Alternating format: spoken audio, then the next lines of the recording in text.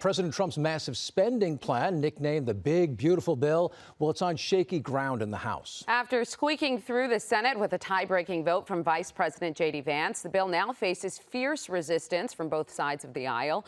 ABC's Nicole D'Antonio live in Washington for us with more. Nicole.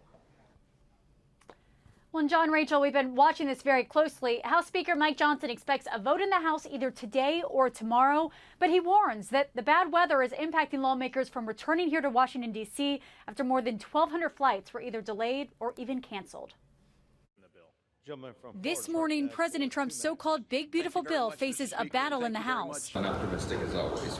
House Speaker Mike Johnson can only afford to lose 3 votes after the Senate worked through the night to pass it, with Vice President JD Vance casting the tie-breaking vote. Some Republicans voicing opposition to the bill's price tag, estimated to add $3.3 trillion to the debt over 10 years. I am not inclined to vote for this bill, as based on what I'm understanding coming out of the Senate.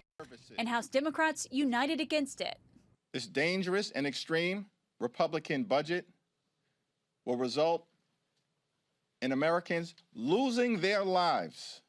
The bill includes nearly $4 trillion in tax cuts, along with new funding for immigration enforcement and defense.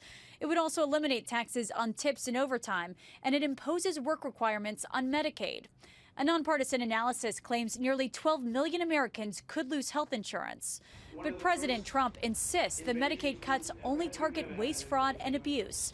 ABC's Mary Bruce pressing the president on this claim. Are you saying that the estimated 11.8 million people who could lose their health coverage, that is all waste, fraud, and abuse? No, I'm not saying that. I'm saying it's going to be a very much smaller number than that, and that number will be waste, fraud, and abuse. What number is that? What analysis are you seeing? I'm not seeing a number, but I know it's much less than the number you gave. House Speaker Mike Johnson trying to keep his caucus in line. They went a little further than many of us would have preferred. So a lot of work ahead, but that's the job, so we'll get it done.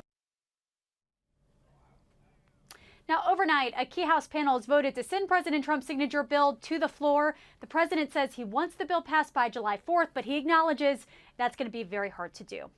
In Washington, Nicole D'Antonio, ABC 7 Eyewitness News.